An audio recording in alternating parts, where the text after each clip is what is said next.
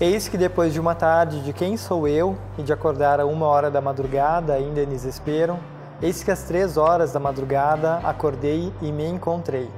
Fui ao encontro de mim, calma, alegre, plenitude sem fulminação. Simplesmente eu sou eu e você é você. É vasto, vai durar. O que descrevo é um misto. Não vai parar, continua. Olha para mim e me ama. Não. Olhas tu para ti e te amas. Isto é o certo.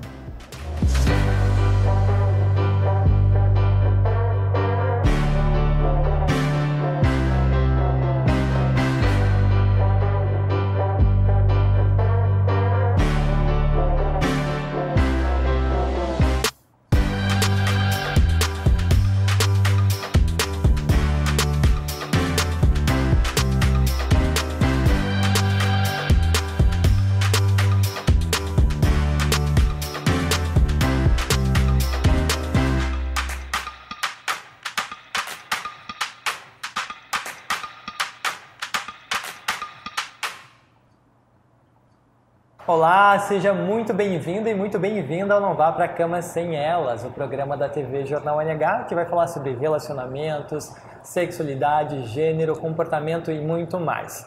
Bem, o texto que eu li no início do programa é uma crônica, uma parte final da crônica da Clarice Lispector. Ele fala sobre se amar e se encontrar, mas nem sempre isso é um exercício fácil. E é justamente sobre autoimagem que o programa de hoje do Não Vá Pra Cama Sem Elas vai falar.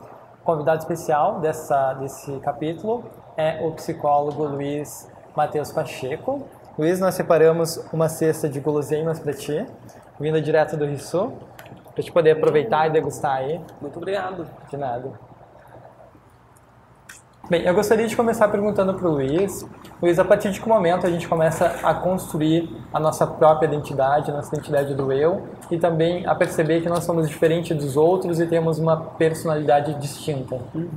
Bom, a construção da identidade, ela vem desde a infância, desde os primórdios da infância, mas isso se torna muito mais forte a partir da adolescência. Quer dizer, no momento onde eu começo a me separar um pouco dos meus pais e a construir uma identidade própria, diferente deles. Então, bom, os pais, eles podem sim impor e eles vão exercer sim muita influência, até mesmo porque tudo o que essa criança, esse adolescente agora, né, construiu até esse momento, veio dos pais. Como é que falam? Eu tenho pavor dessa palavra, né? Mas eu vou repetir, ela que nem devia. Aborrecência, odeio isso, odeio. Mas é por quê? Porque é aquela fase que realmente a gente se torna chatinho. É, rebeldia, né? Quero se rebelar, quero sair daquela ideia de romper com tudo aquilo que é dito, que é, como é que se diz, propagado como certo, né? Sim. Família.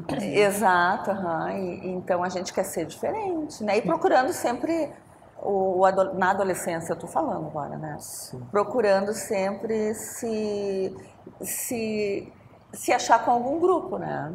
Sim, até de uma forma mais forte, também com uma autoestima melhor, né? Porque se ele é aceito também pelos pais, através daquilo que ele escolhe como... Agora tu tocou num ponto bem interessante, autoestima, né? Que palavra, que é forte, né? E tu vê como que tem um peso tão grande, poderosa, né?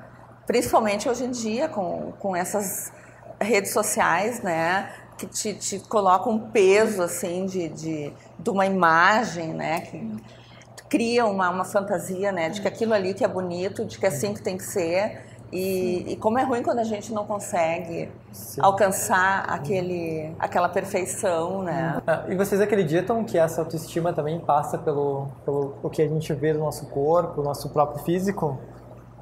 Passa em partes, quer dizer, isso varia também de acordo com as questões de como a própria cultura vai colocar isso.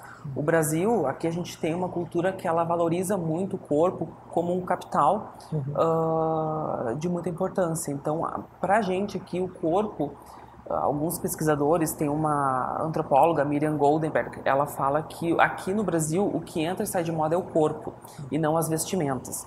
Então, sendo o corpo algo tão valorizado, é impossível que eu, de alguma forma, não me sinta tocado por isso.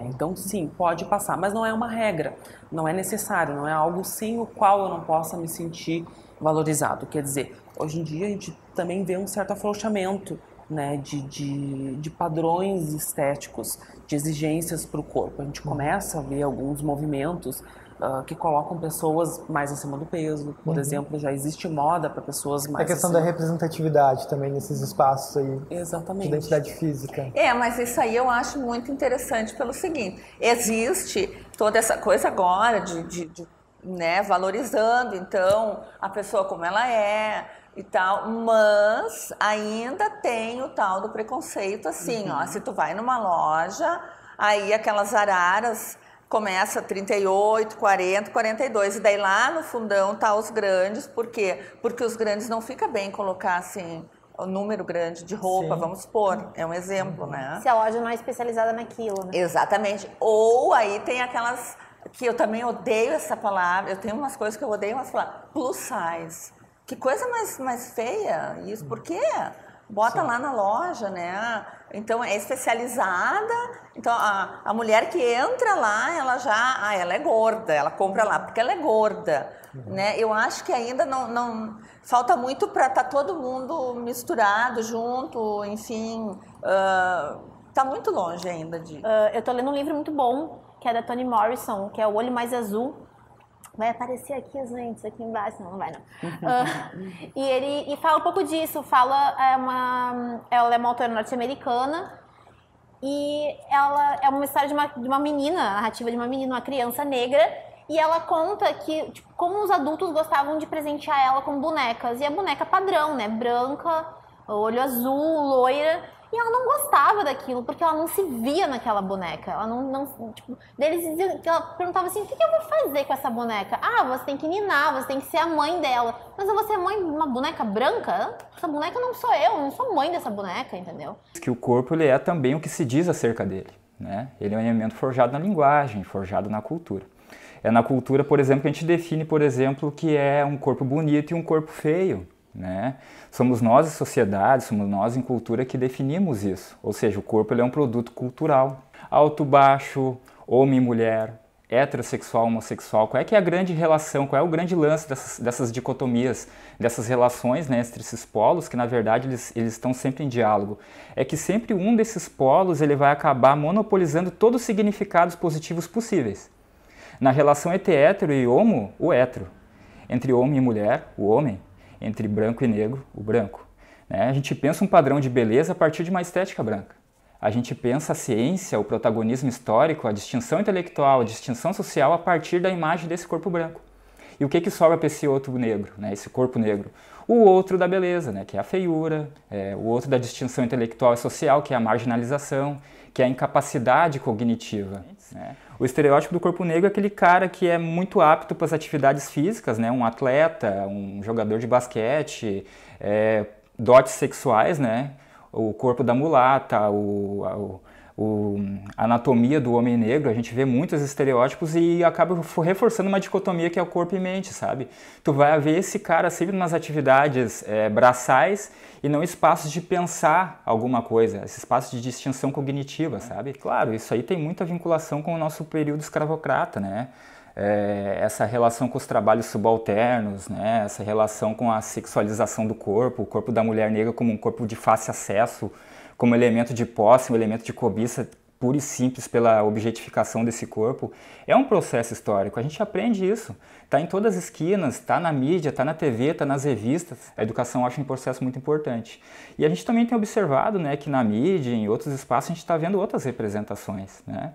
A gente está vendo aí o Lázaro Ramos, a Thaís Araújo, que tem um programa próprio na TV, que de alguma forma eles estão reforçando uma identidade negra ali. Isso é muito legal, essas coisas estão acontecendo. Eu ainda acho que tem muito preconceito e muito padrão imposto dentro de casa. Dentro de casa o problema.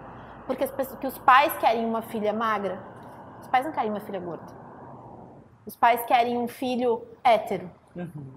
Entendeu? Os pais, eles têm, eu sinto muito isso. Pressões sobre o corpo, elas recaem mais sobre as mulheres? Vocês são mais Com certeza, suscetíveis a esse com tipo de padrão? certeza absoluta. O homem tem uma barriguinha da cerveja, é bonitinho, charmoso, é inclusive, charmoso. né? Até inclusive o homem grisalho, ai que bonito, agora vai eu sair grisalha na rua. É relaxada. Meu Deus vai do ser céu. taxada de relaxada. Exatamente. Mas de onde vem essa pressão aí, principalmente sobre a mulher? Quer ver? Vou dar um exemplo assim meu.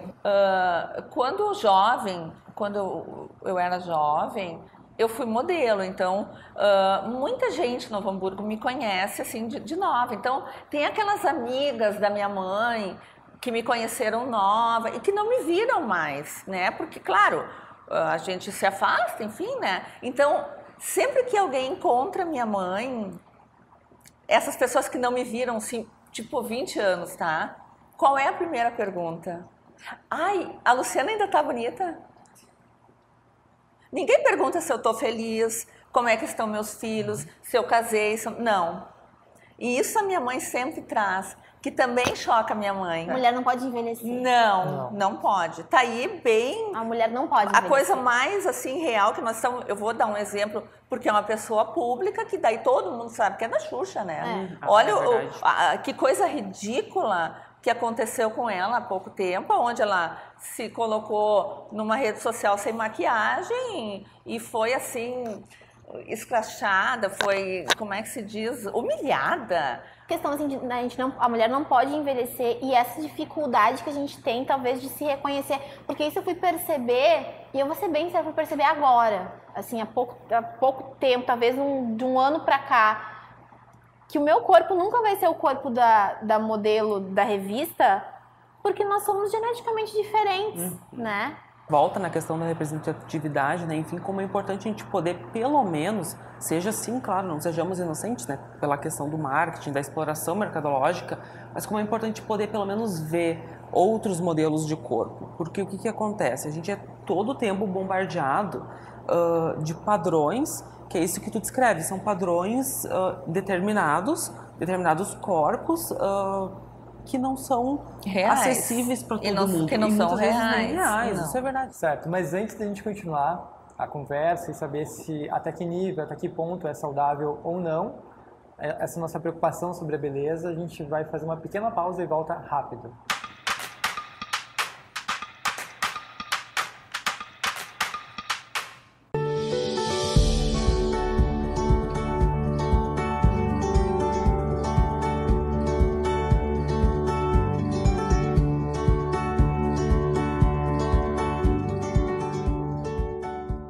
Bom, a conversa está muito boa, essa conversa sobre autoimagem, mas a gente deu uma passadinha lá no Rio Sul para saber o que as pessoas acham sobre o assunto.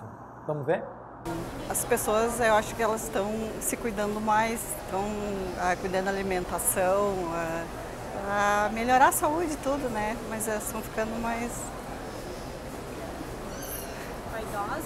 Mais vaidosas, isso. Eu tô sempre arrumada, eu me cuido bastante. Cabelo, unha, tô sempre... E a minha filha, eu tenho 3, a minha pequena do meio, ela já é que nem eu. Ela não vai pra creche, ela não passa batom, ela não passa blush, então eu acho que a mulher tem que se cuidar mesmo. Cada um tem que viver da forma que se sente bem e se você tá feliz com o teu corpo, acho que a opinião dos outros não importa.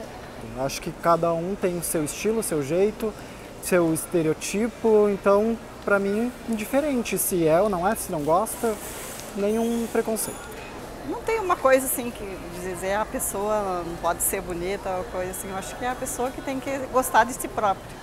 Muitas vezes também as pessoas mostram umas coisas que elas não são no Instagram. Muitas vezes elas parecem ser perfeitas, mas você vai ver na vida real é tudo Photoshop ou alguma coisa assim.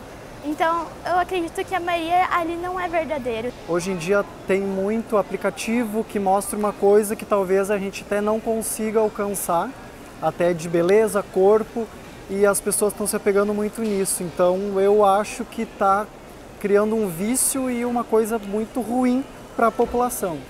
Bem, até que nível vocês acham que é saudável essa nossa preocupação, esse nosso empenho pelo corpo e até que momento isso, né, deve ser dado uma atenção maior, porque pode, enfim, apresentar algum tipo de patologia?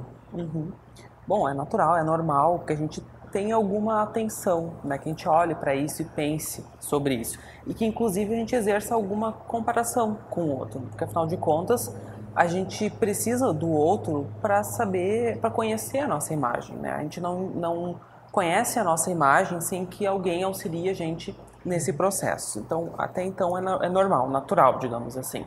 Mas para que a gente possa estabelecer um transtorno propriamente dito, a gente precisaria de alguns aspectos. O primeiro deles é que isso comece a atrapalhar a vida da pessoa, ou seja... Sim, que a pessoa deixa de fazer coisas em função disso, exatamente, né? Começa a paralisar, enfim, se trancar, se fechar, né? A gente falava antes, né, da questão de que as mulheres são mais exigidas, as mulheres apresentam, de uma forma geral, mais transtornos, mas a gente está tendo, atualmente, um número crescente de homens, especialmente na vigorexia, que é não se sentir grande o suficiente, eu preciso ser maior. Porque o músculo tá muito ligado à masculinidade, né? Tipo, ó, o cara é musculoso, ele é másculo, ele é forte. Né? Então, por isso que eu destaco. Se há sofrimento, se há uma preocupação, isso está me incomodando demais, está me fazendo... às vezes não está aparecendo, não está no corpo, eu não estou deixando de sair ainda, mas eu estou sofrendo com isso. Uma mulher que toma periodicamente, talvez 1 ou 2 vezes por semana, laxante para se sentir desinchada, ou deixa de fazer 1, 2, 3 refeições antes de um evento que ela quer participar para se sentir com menos peso, isso também pode acabar desencadeando alguma doença nela? Tomar laxante, muitas vezes, pode sim causar problemas no aparelho orgânico da pessoa mesmo. Então é importante poder olhar, afinal de contas, por que ela precisa se sentir desinchada, né, enfim, para poder se sentir aceita. Então, poder estudar, trabalhar com essa pessoa, descobrir exatamente o porquê que ela precisa tanto desse traço para se sentir bem, é algo importante, porque ela já está num nível de sofrimento, essa que tu me descreve. Sim. Claro, alguns cuidados, a gente cuidar, você de casa, sei lá, o cabelo, a roupa, enfim, algumas coisas, tudo bem, né? Isso está dentro da normalidade. O problema é quando isso começa a se tornar algo até mesmo obsessivo. Muito da nossa personalidade também está no modo como nós nos vestimos, né? As roupas que a gente usa. Eu acho Mas que diz ainda tudo da gente. Diz muito, né? Do que a gente pensa, do que a gente gosta, do que a gente é realmente. Mas eu ainda vejo que há uma certa pressão de comportamento de vestuário para mulheres e para homens. O que vocês acham disso? Mulheres, por exemplo, que usam decote, são mulheres, enfim, que... Vulgares. Então eu sou eu sou desse grupo. Das vulgares. Eu nunca fui uma pessoa socialmente aceita, assim, ó, sabe? Se é pra ser, né? Porque eu sempre exagerei, sempre gostei de roupa curta, de troço aberto até aqui, gosto ainda, né? Talvez não use por causa da idade, que mentira, não tem nada a ver esse negócio de idade, não acredito nisso. Por exemplo, vou dar um exemplo, tá? Sem cunho político, o nosso presidente, atual presidente, se ele aparece com uma calça tactel e uma camiseta, olha só que humildão, né? Tipo, pô, olha que legal, que desconstruído, não tá de terno, caneta Bic, pô, legalzão. Agora, se é uma mulher importante, tem um cargo político, aparece assim, relaxada. Olha, relaxada ali, olha aqui, isso, olha a roupa dela. Não é feminina. E deve ser sapatão, né? Porque, mas quem faz esse julgamento todo são mundo. as mulheres. Não é essa mulher, homem também. Muito mais as mulheres, mas eu acho que muito mais as mulheres. As mulheres são muito cruéis com elas mesmas. Porque tem uma rivalidade, parece, né? Parece que não sei. Existe, mas querem que haja essa rivalidade. Não que ela tenha que existir, mas eu acho que é uma cultura que está embutida na sociedade. Porque eu acho que é meio tóxico tu falar que as mulheres duelam ou disputam. Parece que tu incentiva que elas também criem essa rixa. Isso é ruim, na verdade. Sim, né? é péssimo. Isso deveria ser desconstruído, deveria ser uma união, não uma rivalidade. Mas infelizmente, ela existe. Há vários estereótipos muito fortes sobre comportamento. Por exemplo, que o gay deve ser afetado, afeminado, porque é assim que aparece nas novelas, que a mulher que, enfim, altera a voz, ela já é histérica, não sabe controlar os seus próprios modos, e de que o homem ele precisa ser sempre viril, ele sempre precisa demonstrar a sua macheza, nunca fugir de uma briga. Isso ainda é muito presente? Com certeza. Com certeza. Por isso que são estereótipos tóxicos, né? Porque acaba causando um prejuízo. E eu acho que toda vez que a gente tem um estereótipo, homem tem que ser assim, muito excludente, é desse jeito ou não é homem, a gente está tendo Um estereótipo que é tóxico. Ou mulher tem que ser feminina. Mas o que é ser feminina, afinal de contas? Tem que estar cor de rosa, é verde. O que é ser feminina, né? Mas e como aprender a se admirar e também se amar do jeito que é, da forma que se descobre no mundo? Bom, esse é um processo bem complexo. Ele parte da autodescoberta, né? Enfim, do autoconhecimento. Eu preciso, em primeiro lugar, que eu possa me enxergar, que eu possa olhar para mim e entender, afinal de contas, por que eu tenho determinados valores, determinadas exigências, né? Se isso às vezes vem dos pais, né? Por exemplo, pais que são muito exigentes na questão física ou em outras questões, não precisa ser exclusivamente físico, né? Mas poder pensar de onde que vem isso. Será que isso é meu?